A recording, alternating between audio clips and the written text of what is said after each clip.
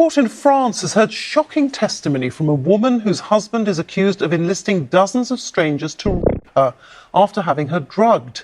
The abuse is said to have gone on for over a decade, with the husband filming what happened.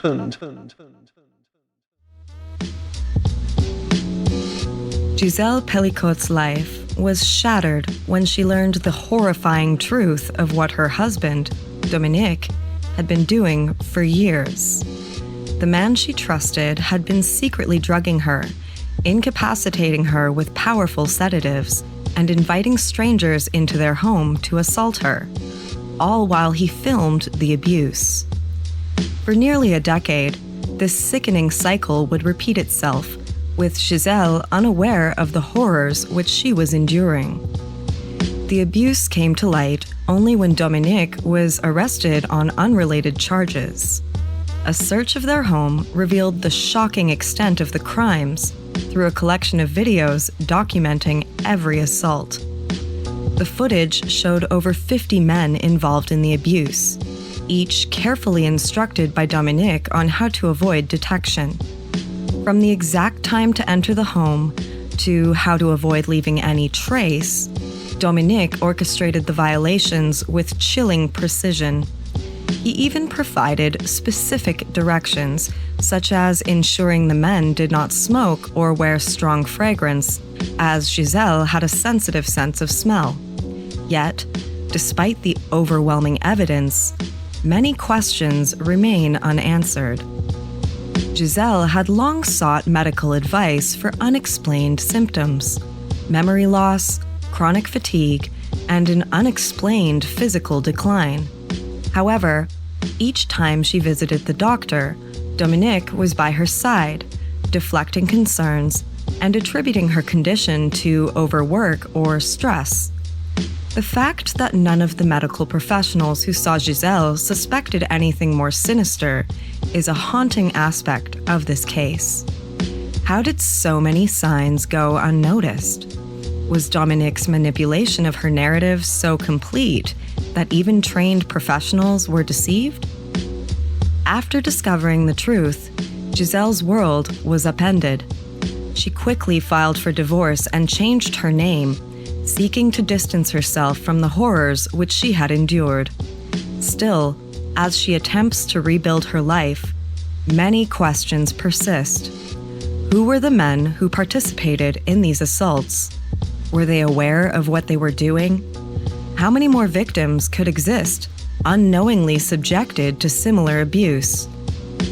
Dominique, when confronted, claimed that drugging Gisele was a twisted form of protection, an assertion which raises disturbing questions about his motivations. What kind of logic can justify years of orchestrated abuse? Despite his admission of guilt, there remains uncertainty about whether justice has been fully served. Have all the perpetrators been caught? Could others still be out there, uncharged and unaccounted for? As Gisele's story continues to unfold, the long-term impact on her health and well-being remains unclear. Her physical and emotional scars run deep, and her struggle for justice and healing is far from over.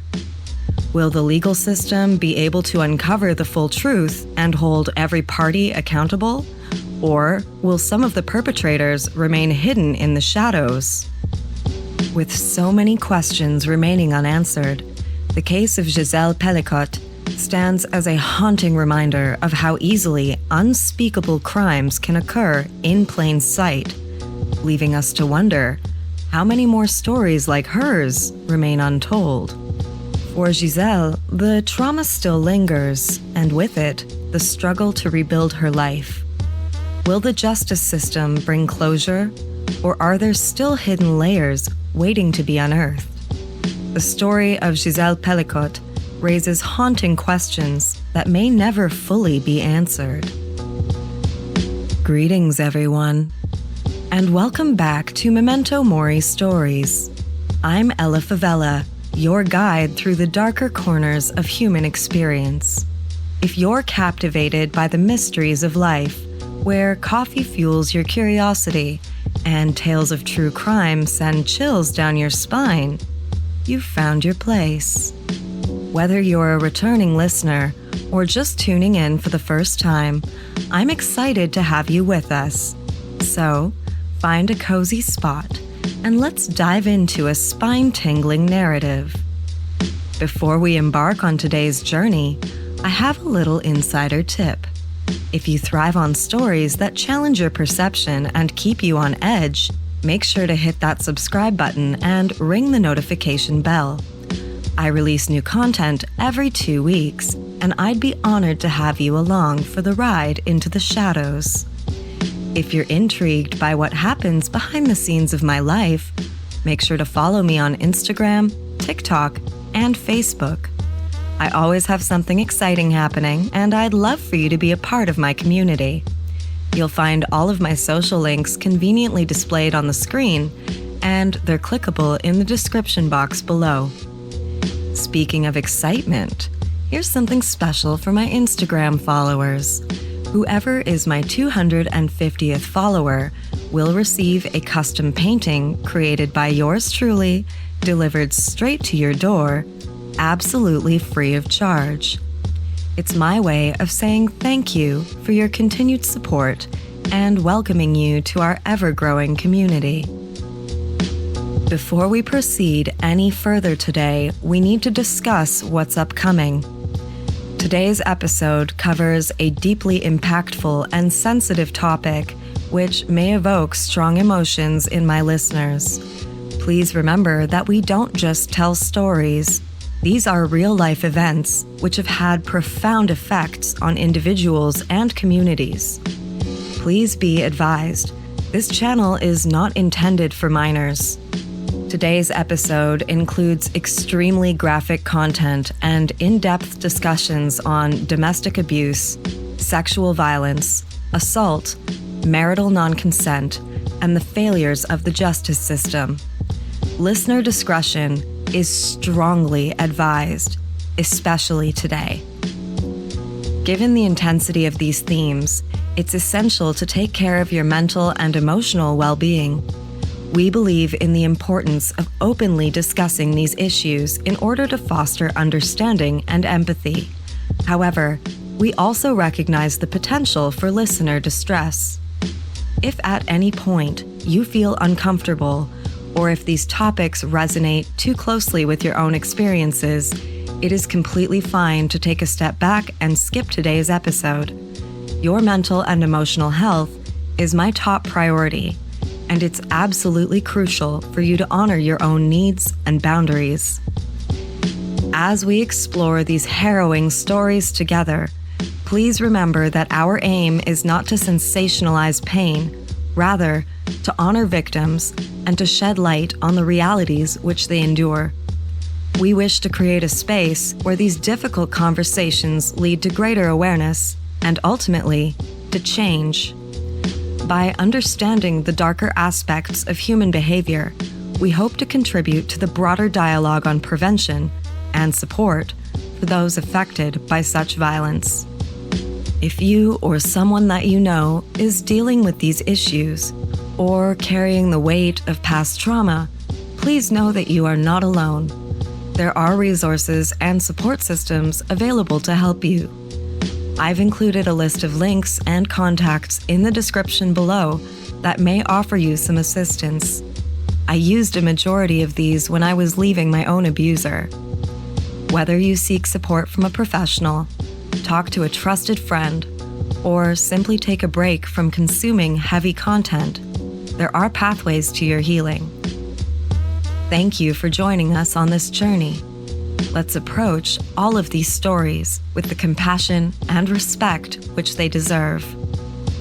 Now, it's time to grab your cup of coffee and get settled as we dive into the tragic and still currently unfolding case of Gisele Pelicot.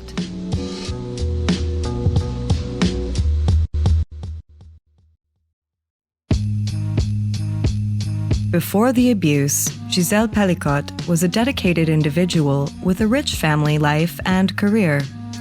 Born and raised in France, Gisele came from a close-knit family that valued love and support. She is known for her nurturing spirit, which extends not only to her immediate family, but also to her extended relatives and friends.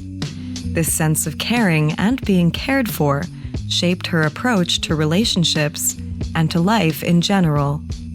Gisele spent many years working in various roles, showcasing a strong work ethic and commitment to contributing to her community.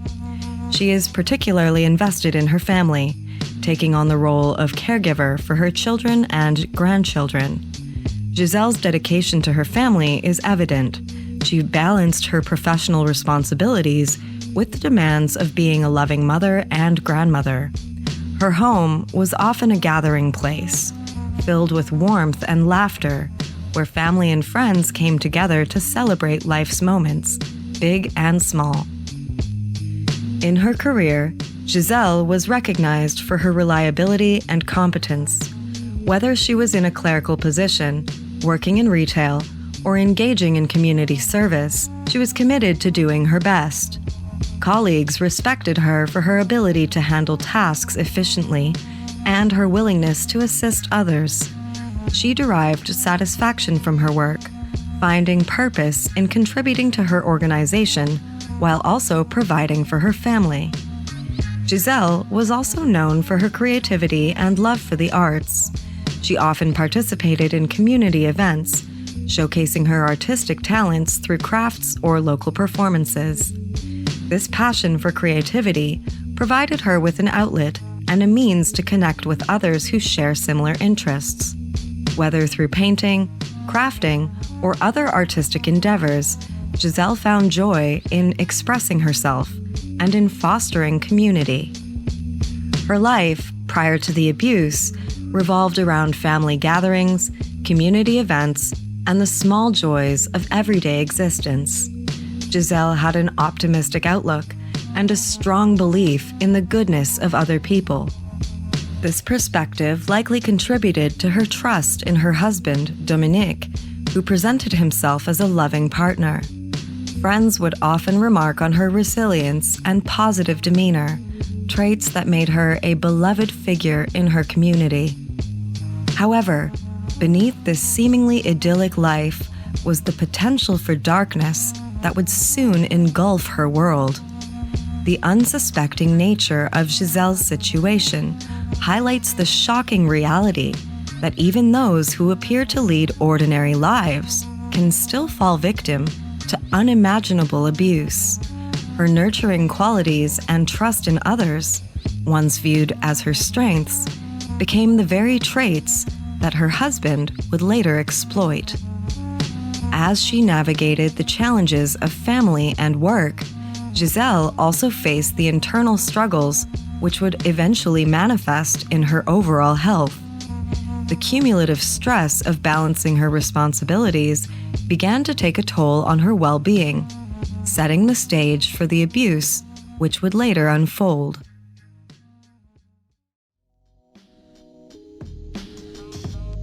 Dominique Pelicot was born on November 27, 1952, in Quincy-sous-Sénart, a quaint town in the Essonne region of northern France.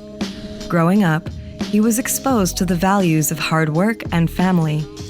After completing his education, he entered the workforce with an apprenticeship as an electrician, a decision which laid the groundwork for his future career. This hands-on training provided him with essential skills, which he would later apply in various fields. After his apprenticeship, Dominique transitioned into a role as a real estate agent, showcasing his ability to adapt and evolve professionally. He then became a technical sales agent, focusing on fire alarms and computer equipment.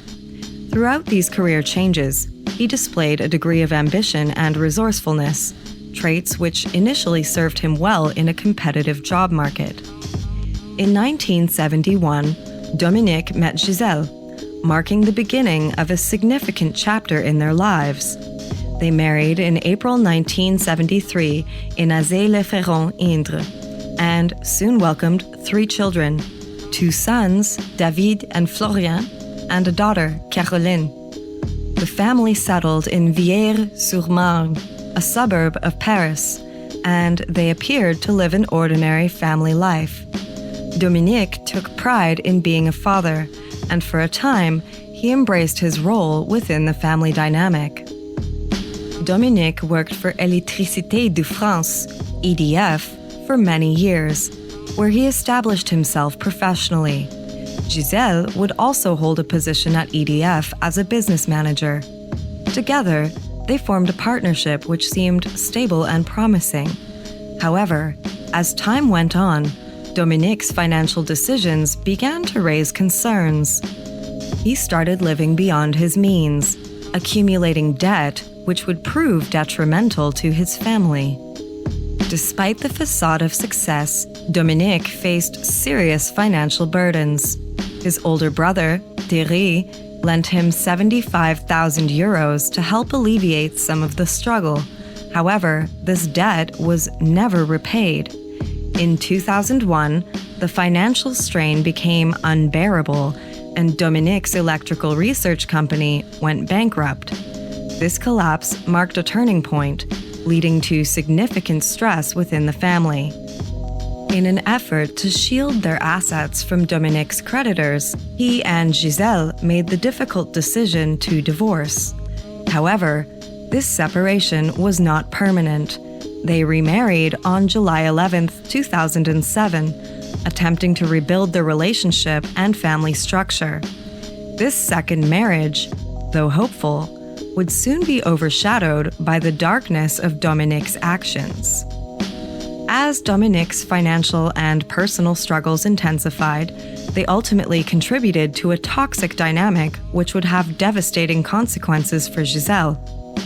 While he was once viewed as a capable father and husband, the mounting pressures and poor choices began to unravel the very fabric of their family's lives. The man who had built a life centered on work and family gradually transformed into someone who would betray the trust of his wife in unthinkable ways. Dominique's life took a troubling turn when he was arrested in 2010 for upskirting female customers at a Carrefour supermarket in Collégien Saint-Aimard. Although he received a €100 fine for his actions, his wife Gisele was never informed of the incident. This event foreshadowed a pattern of deceit which would later emerge in their marriage. In March 2013, the Pelicots relocated to Mazan-Vaucluse, a charming small town northeast of Avignon in southeastern France. The move marked a new chapter in their lives, and they enjoyed spending time with their 3 children and 7 grandchildren, who would regularly visit and holiday with them at their rented home. This period seemed to offer an idyllic family life, with gatherings filled with joy and laughter. Yet, underlying tensions and secrets remained hidden just beneath the surface. As they settled into their new life, Dominique's facade of a loving husband and father would persist, even as his troubling behavior cast a long shadow. Gisele's trust in him remained intact, unaware of the dark secrets which would soon unravel their lives. The idyllic family moments in Mazan starkly contrasted with the reality of Dominique's hidden predilections and abusive tendencies which would later come to light, ultimately shattering the family they had built. His earlier financial struggles and unethical behaviors laid the framework for a disturbing transformation in his character. While he had initially appeared ambitious and hardworking, his choices revealed a man willing to cross boundaries for his own gratification. The shift from a seemingly dedicated family man to a predator highlights the complexities of his persona and raises questions about the true nature of the man Gisele believed she knew. In the wake of their relocation, the stability of the Pelicot family was overshadowed by the dark reality which would soon emerge. The memories of vacations and family gatherings in Mazan would soon be tainted by the horrific abuse which Dominique inflicted on Gisele, a stark reminder of how quickly and how deeply appearances can deceive. Prior to the abuse, Dominique reflects a troubling duality, marked by family life, career aspirations, and troubling behaviors which hinted at the darkness lurking beneath the surface. This duality not only shaped his identity, but also profoundly impacted those closest to him, ultimately leading to a catastrophic betrayal which would change Gisele's life forever. As the story of the Pelicots unfolds, it serves as a cautionary tale about the dangers of overlooking red flags in relationships and the devastating consequences of betrayal. I would like to extend a secondary content warning before we proceed any further. The details of this story from here on out get more disturbing, so if you are not ready to hear this today, please exit the video now. Dominique's criminal actions culminated in his arrest on September 12, 2020, when he was caught by a security guard once again engaging in upskirting 3 female customers at an E. Leclerc supermarket in Vaucluse. During this incident, police discovered not only his mobile phone, but also a camcorder, a camera, and condoms in his bag. This arrest marked a disturbing turning point in a life that had already exhibited troubling behavior, raising alarming questions about his character and his past. During his interrogation at the Avignon police station, Dominique attempted to downplay his actions, claiming that he was not typically prone to such urges and suggesting that he had acted out due to his wife being away for an extended period of time, 1 month. This defense highlights a recurring theme in his behavior, the need to rationalize his actions rather than confront the underlying issues driving them. Following his initial arrest, he was released on bail, pending the investigation of his 2 mobile phones, laptop, and the other digital equipment seized from his home. As the investigation unfolded, the content found on Dominique's devices revealed a chilling and intricate web of predatory behavior. Authorities discovered his involvement in a private chat room called A Son Insu, without her or his knowledge, hosted on the now-defunct Coco.gg website. This platform facilitated discussions among its members about performing sexual acts on their partners without consent, often involving the use of drugs. The website was registered in Guernsey and operated by the Bulgarian company Vinci SA under Isaac Steidl. Vinci SA was implicated in over 23,000 criminal cases in France between 2021 and 2024, before its eventual shutdown in June 2024. The conversations within this chat room took a sinister turn when Dominique invited other men to assault his wife Gisele and to share videos of the acts afterward. His exchanges on Skype further illustrated his alarming mindset, as he would boast about drugging Gisele and hosting strangers in their home to commit unthinkable acts against her while she lay there unconscious. This revelation unveiled a life of manipulation and betrayal, suggesting that the abuse was not merely opportunistic, but rather premeditated. The most horrific findings came from a USB stick connected to Pelicot's computer, which contained a folder ominously labeled Abuse. This folder held over 20,000 images and videos documenting the assaults against Gisele. In these recordings, she appeared listless and unconscious, further underscoring the heinous nature of these crimes committed against her. The meticulous organization of the files included explicit titles such as Abuse, Night of 26 May 2020 with Mark Soto, 5th time, which would provide dates, the names of perpetrators, and details surrounding the acts.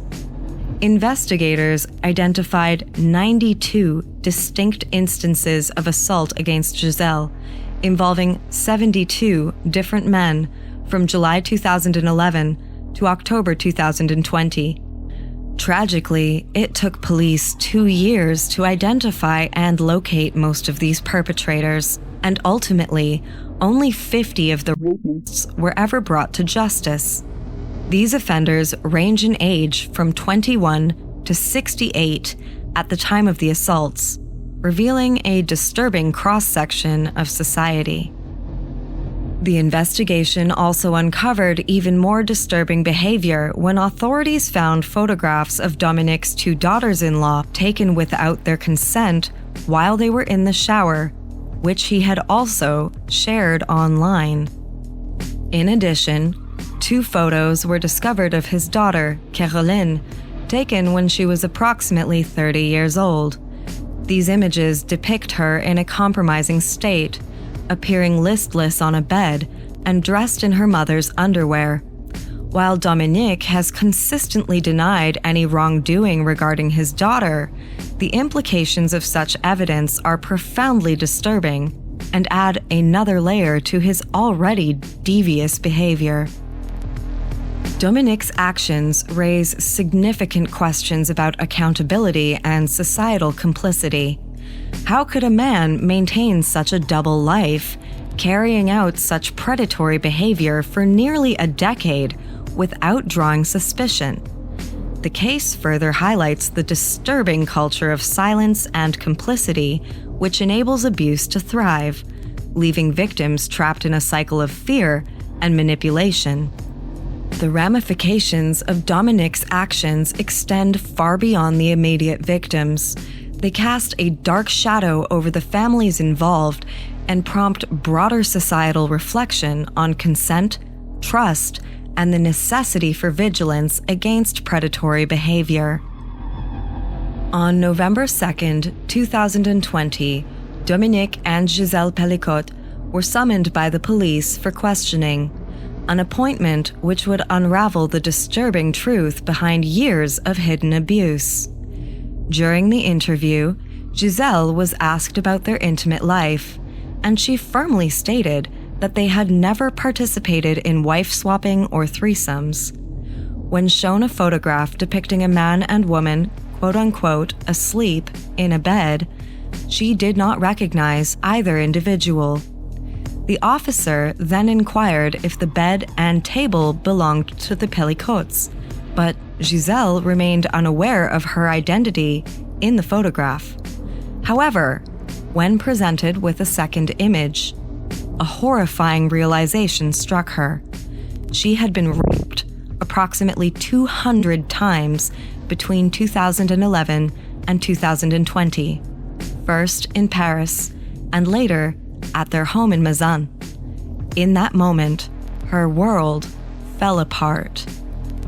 Following this revelation, Dominique Pelicot was rearrested on the same day and charged with aggravated rape, drugging, and a multitude of sexual offenses. He was also accused of violating the privacy of his wife, daughter, and 2 daughters-in-law by illegally recording and sometimes distributing intimate photographs of them. During the investigation, Dominique admitted his guilt, acknowledging his satisfaction in watching other men abuse his wife. He expressed a willingness to confront his family in court, a stark contrast to the reality of the devastation which he had inflicted upon them. This is Gisele Pelicot, walking tall, choosing to face the cameras as she came to tell her bone-chilling story. On trial here are these 51 Frenchmen, all accused of raping Pelicot as she lay unconscious in her own bed, drugged by her own husband. In the courtroom, facing that husband, pictured standing here, Pelicot described the moment her happy marriage collapsed, when a French policeman showed her pictures from her husband's laptop, pictures of strangers raping her. Her testimony, spoken here by a translator. It was hard to recognize myself. Then the officer showed me a second photo, and a third. I asked him to stop. It was unbearable. I was lifeless in my bed, and a man was raping me. my world fell apart. I'm speaking now not for myself, but for all the women who are drugged and abused. According to Dominique, the abuse began after Gisele was prescribed lorazepam under the name Temesta, an anxiolytic medication which made her drowsy. Exploiting her vulnerability, he secretly added Temesta to her meals and drinks, causing her to lose consciousness and allowing him to engage in sexual acts which she had previously refused. He recorded the assaults, sometimes having taken Viagra beforehand, and shared the footage online. Dominique would invite strangers from the internet to witness him abusing his wife, and on other occasions, he would offer her to others for their own sick gratification. In a deeply disturbing routine, Dominique orchestrated each assault with chilling precision. He instructed the perpetrators to park away from the house in order to avoid detection, and to wait for up to an hour for the pills he administered to his wife to take effect. They were advised against wearing cologne or smoking beforehand, as Gisele has a keen sense of smell. In a further display of manipulation, Dominique required that the assailants undress in the kitchen or living room to prevent leaving evidence in the bedroom. He insisted that they warm their hands on the radiator or with hot water to avoid waking her, a detail which underscores the calculated nature of these actions. Dominique even demanded that the perpetrators not use condoms, which exposed Gisele to further risk.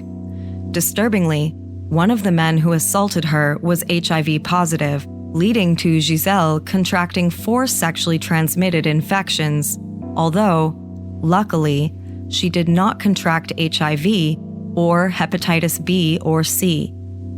Following each incident, Dominique would clean his wife's body, an act which highlights the chilling detachment he had from the trauma he was inflicting. This one's hard to record. I've had to stop to cry, I think 4 times now. Let's carry on. The psychological and physical toll on Gisele was severe. She experienced significant weight loss, dropping nearly 16 kilograms or 35 pounds, and began to suffer from memory loss so severe that her friends and family feared she might be suffering from Alzheimer's. This memory loss intensified after her move to Mazan. On one distressing occasion, she woke up with a haircut that she could not recall receiving, only to learn from her hairdresser that she had indeed cut it the previous day. Gisele also reported pain in her cervix, but she was always accompanied by Dominique during her medical visits, where he would dismiss her symptoms as the result of overexertion from caring for their grandchildren. Tragically, none of the doctors ever suspected that her symptoms were rooted in the abuse that she was enduring. Upon discovering the extent of her husband's betrayal, Gisele left their marital home with just 2 suitcases. She eventually divorced Dominique and changed her surname, a symbolic gesture of reclaiming her identity after years of torment. Despite admitting his guilt and even referring to himself as a rapist during his trial, Dominique at times has expressed a delusional belief that he saved his wife from suffering by drugging her. He told a personality investigator that he had been raped at the age of 9 by a male nurse during a hospital stay, a claim his brother Thierry disputes, stating that no male nurses were present during that time. Thierry has consistently rejected his brother's narrative, emphasizing that the only violence they witnessed in their childhood were minor arguments between their parents. In his statements, Dominique also claimed that his career aspirations had been stifled by their parents' financial investments in Thierry's medical studies, an assertion once again denied by his brother, who contends that Dominique's education was funded by a scholarship. These layers of deceit and manipulation reveal a deeply troubled individual whose actions have had profound and lasting impact on the lives of those around him. This case serves as a haunting reminder of the complexities of abuse and the hidden scars borne by its victims.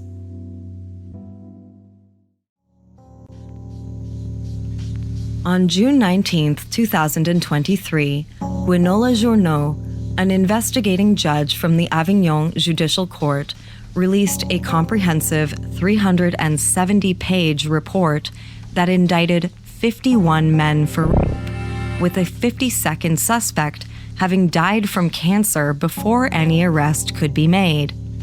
The scope of the accused span various professions, including firefighters, IT professionals, journalists, nurses, plumbers, prison guards, and truck drivers.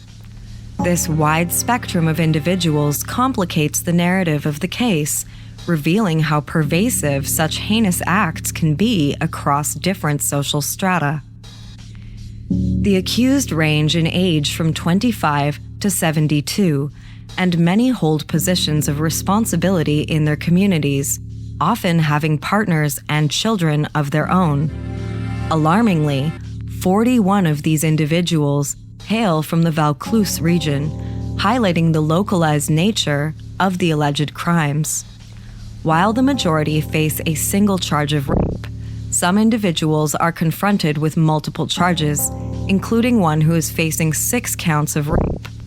Additionally, 5 of the accused are charged with possessing images of child sexual abuse, further deepening the horror of this situation. As the legal proceedings unfolded, 18 of the accused were detained, 16 in relation to this particular case, and 2 linked to other allegations, while the remaining 33 were free but under judicial supervision. If convicted, they face potential imprisonment of up to 20 years. The range of responses from the accused has been varied. Some have admitted their guilt, while others claim the acts were consensual or argue that Gisele was pretending to be asleep or had consented to being drugged. Some defendants went so far to assert that they believed that they had Dominique's permission to engage in these acts, further complicating the moral landscape of this case. Among the 51 men indicted, 12 have appealed their indictment, seeking to contest the charges against them. However, on October 5, 2023, the Court of Appeal in Nîmes rejected their appeals, reinforcing the legal framework against them. This decision marked a significant step forward in the ongoing judicial process, solidifying the severity with which the courts are treating these allegations.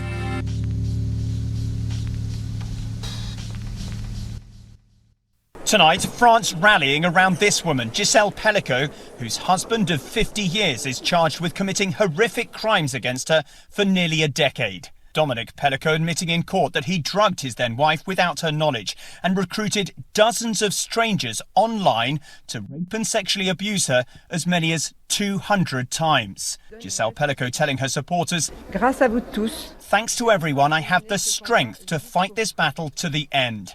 She chose a public trial revealing her identity to shine a spotlight on sexual violence against women. Gisele Pelicot insisting the shame be on her husband and the 50 other co-defendants, not her. In court today, she hit out at claims from some of the accused that they didn't know she hadn't consented, calling them, quote, degenerates. Her ex-husband and father of their 3 children telling the court on Tuesday, quote, "I am a rapist," and saying his co-defendants are too. He went on to say, "She didn't deserve this. I recognised that. The trial of Dominique Pelicot, along with the other defendants, commenced on September 2, 2024, at the Judicial Court in Avignon.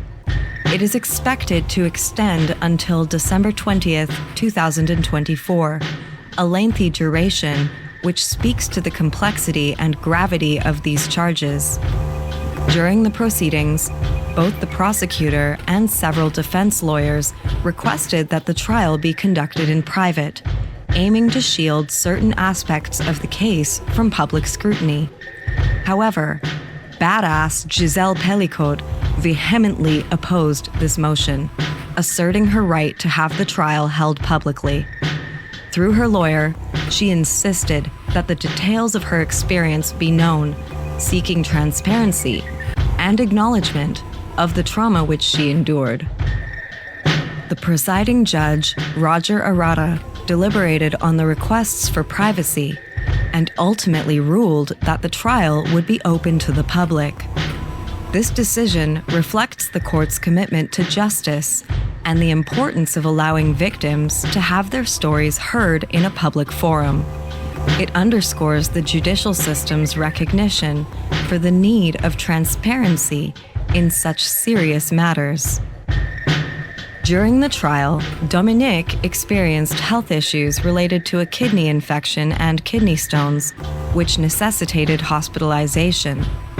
Despite these complications, he provided testimony from the stand, where he admitted to all charges against him. This admission marked a pivotal moment in the trial, potentially influencing the jury's perception of his character and the severity of the offenses committed. As this trial progresses, the implications of Dominique's actions, as well as those of the other accused, will resonate deeply within the community and far beyond. This case not only highlights the pervasive nature of sexual violence, but also emphasizes the need for systemic change to protect victims and to hold offenders accountable. Gisele's courage in seeking justice is a beacon of hope for others who have suffered in silence, reinforcing the importance of standing up against such atrocities. The coming months will undoubtedly reveal much more about the intricate web of abuse and betrayal that has marked this case, leaving an indelible impact on all involved and society as a whole. The trial of Dominique and the other defendants has not only exposed the depths of his heinous acts, but also brought forth a disturbing narrative involving the testimony of those accused. These statements reveal the mindsets and justifications employed by those entangled in this web, further complicating the pursuit of justice. As the court proceedings began, many of the defendants expressed a range of emotions and defenses that reflect a shocking disconnect from the severity of their actions. Some claimed that their interactions with Gisele were consensual, suggesting that she had been an active participant rather than a victim. This defense strategy seems to hinge on the disturbing notion that being drugged or unconscious can somehow, in some world, equate to consent, revealing a troubling perspective on sexual autonomy. Such claims demonstrate a fundamental misunderstanding of consent and highlight the toxic attitudes that can permeate discussions around sexual violence. Additionally, some defendants argue that they had believed that they had Dominique's permission to engage in these acts, effectively shifting the blame away from themselves.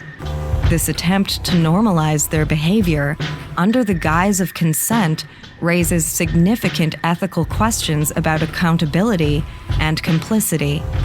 It indicates a collective mindset which trivializes the impact of their actions on Gisele, undermining her experiences as a victim of systemic abuse. Gisele's testimony and the evidence presented in court paints a chilling picture of her experiences over nearly a decade.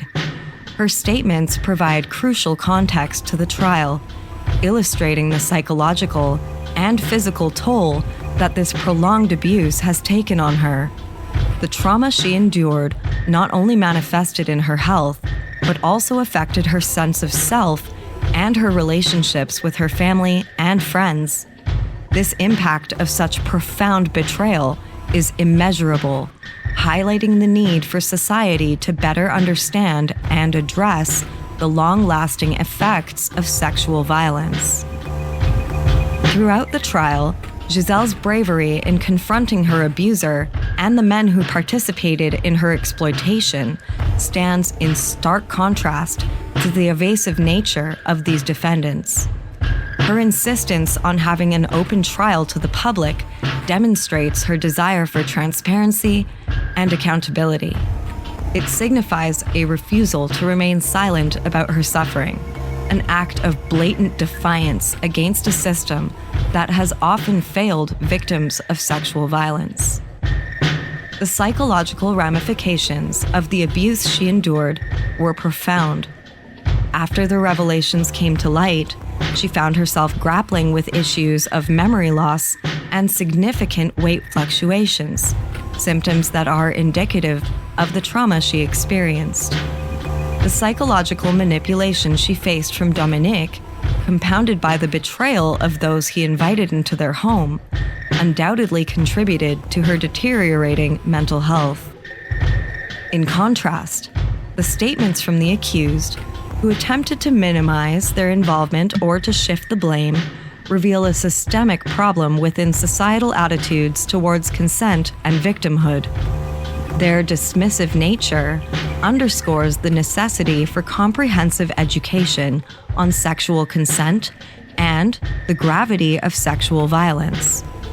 Many of the men involved have seemingly failed to grasp the reality of their actions and the damage which they inflicted on Gisele, opting instead for self-serving narratives which further perpetuate the culture of silence surrounding such issues.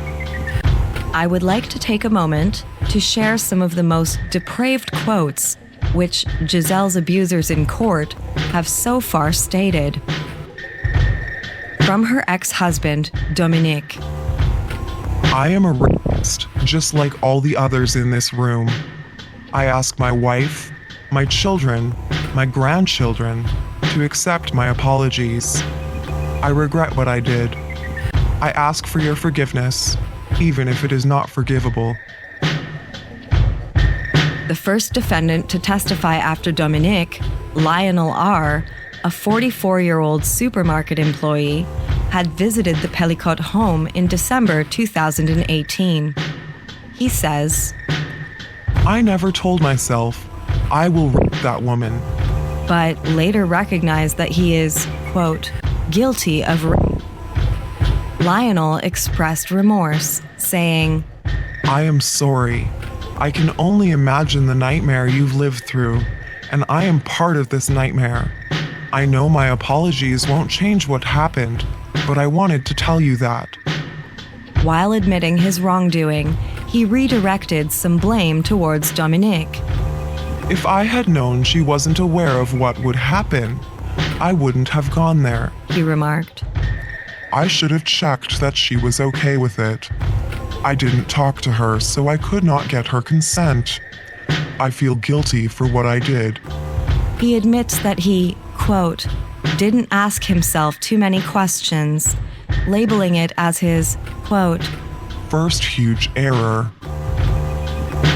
At the time of the assaults, then 22-year-old Joan K. was the youngest alleged perpetrator, accused of sexually assaulting Gisele on 2 occasions.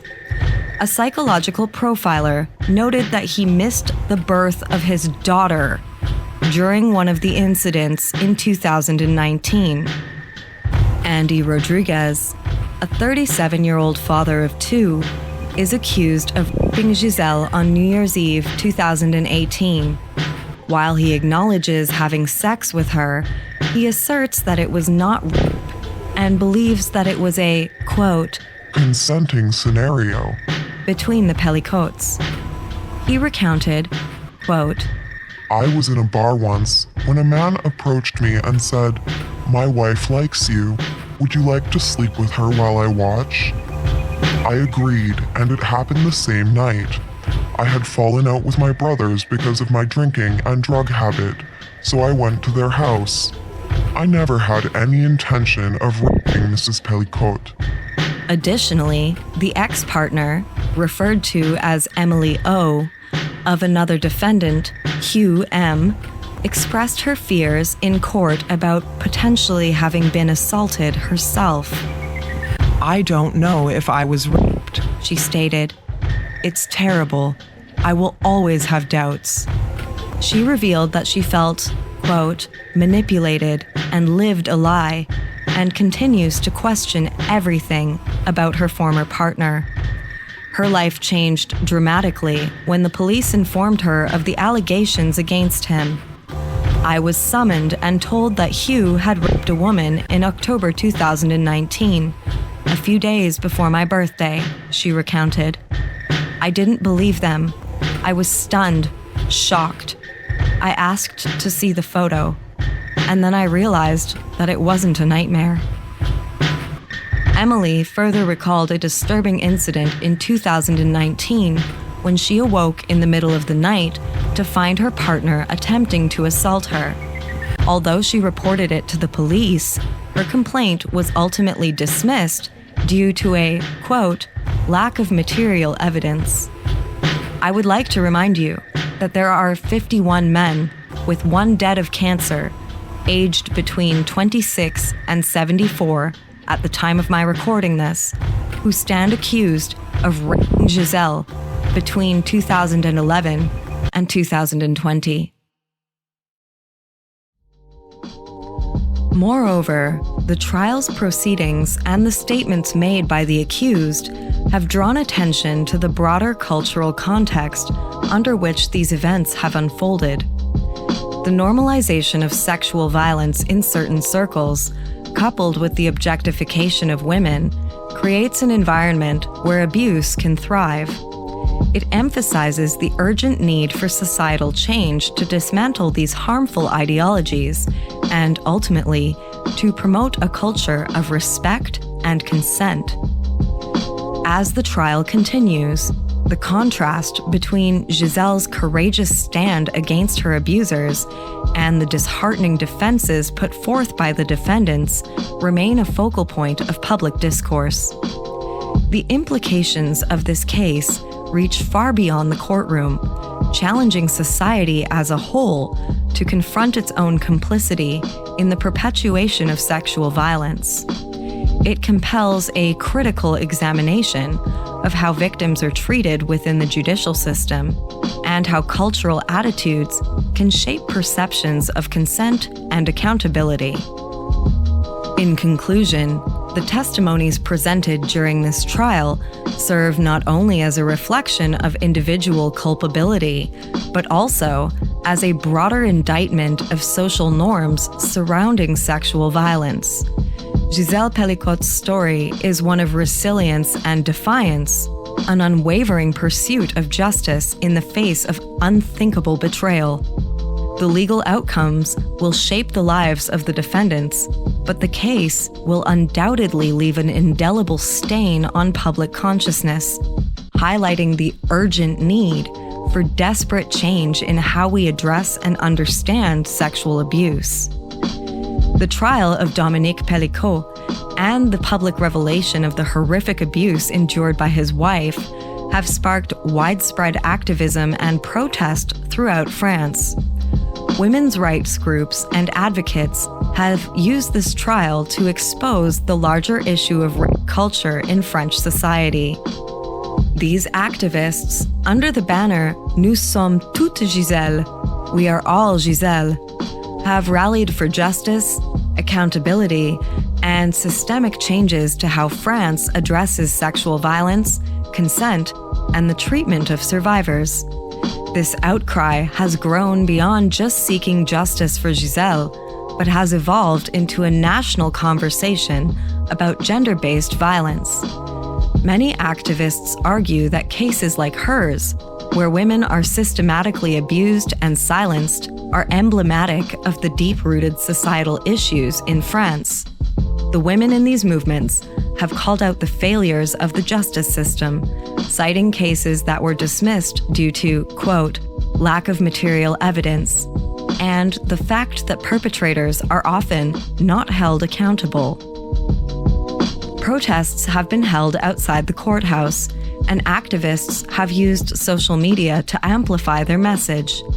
These protests are not just about Dominique, but also about how French institutions handle rapists and sexual violence allegations more broadly.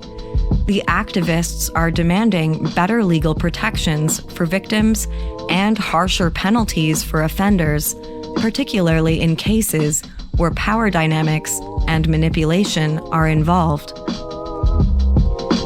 The movement around Gisele's case echoes the broader Me Too movement, which emerged globally, and which has empowered victims of sexual abuse to speak out. However, in France, there has been an additional layer of cultural resistance to acknowledging these issues. This resistance has made it harder for victims to come forward, which is why many women are rallying behind Gisele's cause as a way to demand cultural shifts in how society views the rights of women. A key element of this activism is the demand for public trials in cases of sexual violence. Gisele herself has spoken out against having the trial held in private, insisting that it's public to ensure transparency and grand accountability. The court's decision to proceed with a public trial reflects the growing pressure from activists, signaling that these voices are being heard at the judicial level. Additionally, the Pelicot case has mobilized survivors to share their stories, breaking the silence which often surrounds such traumatic experiences. Many women have expressed their solidarity with Gisele, sharing their own accounts of being dismissed or not believed by authorities. This collective outpouring has led to the formation of support networks where women can find the courage to report their abusers and demand justice. The case has also drawn attention to the ways in which systemic misogyny can manifest in various professions. Several of the men implicated in this case come from diverse professional backgrounds, including firefighters, journalists, and prison guards, which has raised important questions about how power is wielded and abused in institutions that are supposed to protect its citizens. This has pushed activists to call for deeper institutional reforms, not just in the legal system, but also within workplaces where power dynamics can enable abuse. In addition to street protesting and social media campaigning, there has been educational efforts by activists to raise awareness about the signs of abuse and manipulation. Workshops, talks, and forums have been organized across France, focusing on how individuals can better recognize when they or others are in dangerous situations. These initiatives aim to shift the conversation from victim blaming to creating environments where women feel supported and empowered to speak out. Another critical aspect of the activism surrounding this case is the push for reform within the healthcare system. Activists argue that medical professionals need better training to spot the signs of abuse, particularly in cases where victims are being drugged or coerced. Gisele's experience, where she sought medical advice multiple times but had her symptoms dismissed as stress or being overworked, underscores the importance of educating healthcare providers on the intersection between physical and sexual abuse.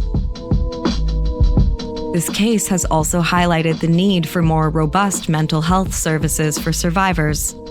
Many of the women who have shared their stories in solidarity with Gisele report long-lasting trauma, and activists are advocating for increased access to psychological support for victims of sexual violence. This aspect of the movement emphasizes healing and recovery, ensuring that survivors are not left alone to deal with the aftermath of their experience. In summary, the activism surrounding the Pelicot case has sparked a national reckoning with issues of sexual violence, consent, and institutional failure. Women across France have united in solidarity with Gisele, demanding not only justice for her, but also for all survivors who have been silenced or dismissed. The movement calls for systemic reform in the legal, medical, and professional spheres to create a society where women's rights are protected and where justice is ultimately served.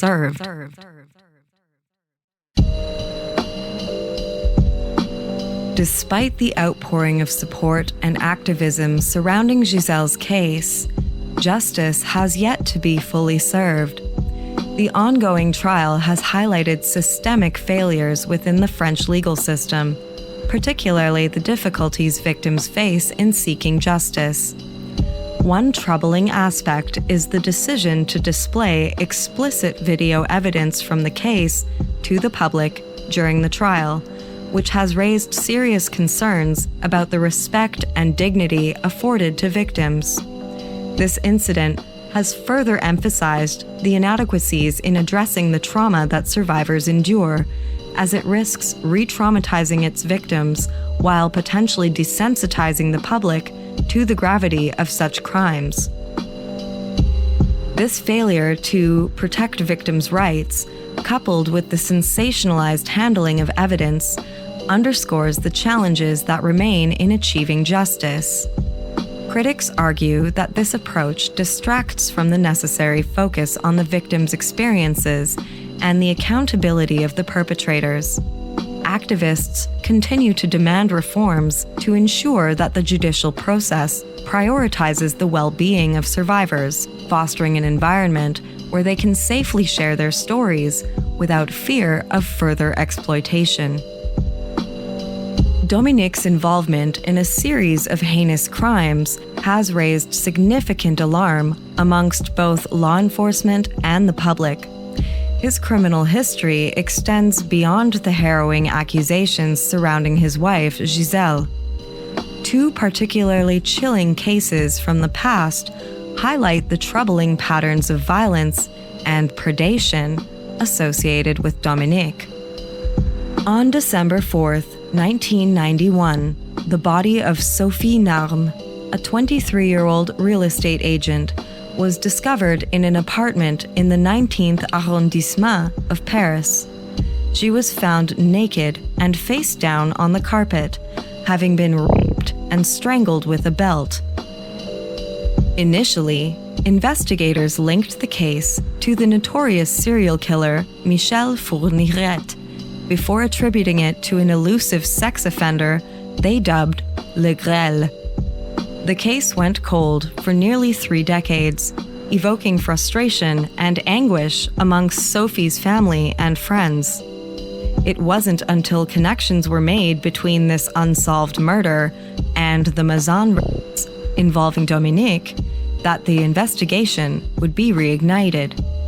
On October 14th, 2022, he was charged with the rape and murder of Sophie Narme, a charge he vehemently denies. This turn of events not only adds a grim layer to Dominique's criminal profile, but also showcases the failings of a system which allowed such cases to remain unresolved for so long. Another significant incident occurred on May 11th, 1999, involving a then 19-year-old real estate agent referred to as Estella B. While showing an apartment in Villeparisis, a man attempted to assault her. Fortunately, she managed to escape after putting up a fierce struggle. In the aftermath of the attempted rape, DNA evidence was collected from Estella's shoes, which eventually matched Dominique's DNA, following his arrest in 2010 for an unrelated crime. However, due to a lack of follow-up by the police, the connection was not pursued at the time, allowing Dominique to continue his criminal activities. After his subsequent arrest in 2020, Further DNA evidence from the Villeparisis case confirmed his involvement, leading him to admit to the attempted rape of Estella B. These two cases, alongside the ongoing investigation into the multitude of sexual offenses Dominique is charged with, paint a disturbing picture of a man who has seemingly evaded justice for years.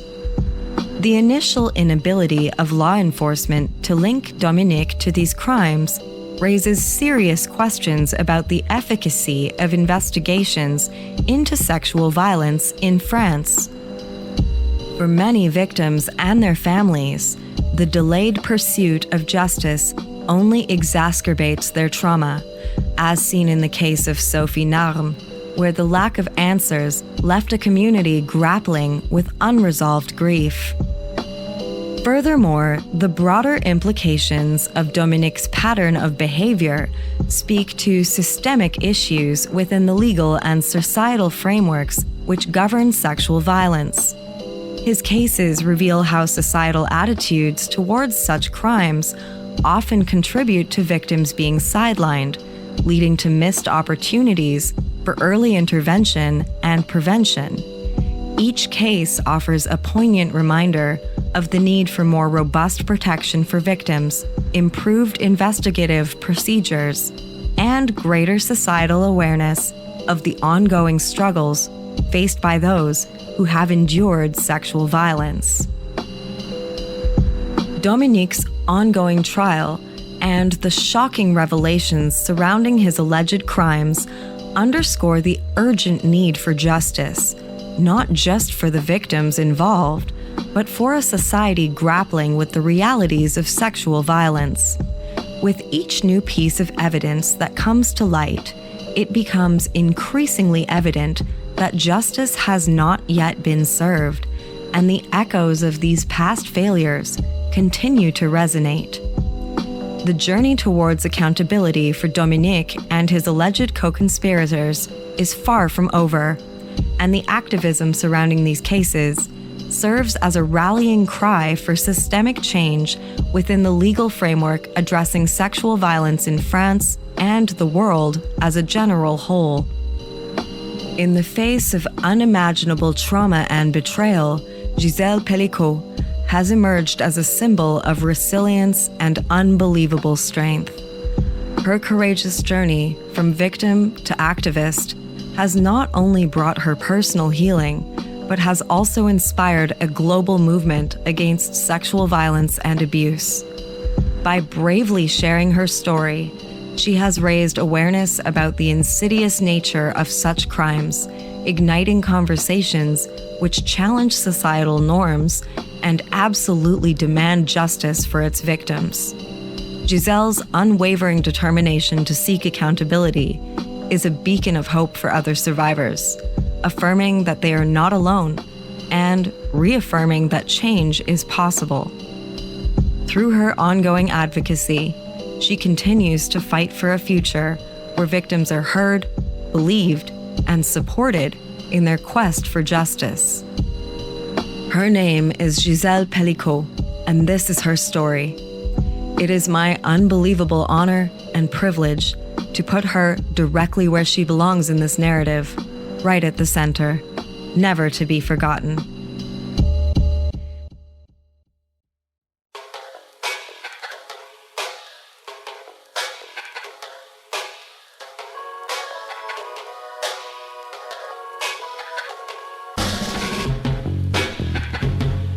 If you or somebody that you love are facing domestic abuse or sexual violence, please know that you are not alone and that there is help available. Your safety and well-being are of the utmost importance.